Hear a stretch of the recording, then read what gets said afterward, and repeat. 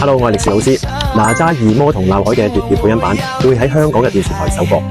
今次好高興可以繼哪吒1之後繼續擔任導配嘅工作，亦都好高興今次有3位電影嘅演員參與聲演，佢哋3位精彩嘅演繹，確實令到呢個廣東話配音版珍惜不少。咁當然喺劇入邊嘅廣東話配音員亦都係非常出色啦。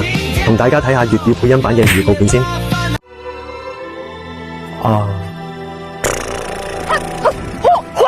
如果可以演到觀眾聽唔出係有一個人聲演2個角色嘅話，咁我就勁啦。都罪責難逃，仲要靚仔電死人，大隻到爆機，又要活潑同 cute 嘅，係咪陪唔到你長大成人？頭先配嘅時候，自己都有眼淚，又有悲濛濛咁樣，不過就好啱咯個情緒。老夫乃展教無量仙翁，完全唔係陳湛文會去到嘅一個領域住，暫時。咁但係咧，依家喺動畫入邊，我可以咁樣嘗試扮演呢種老仙家。我殺晒你班畜生！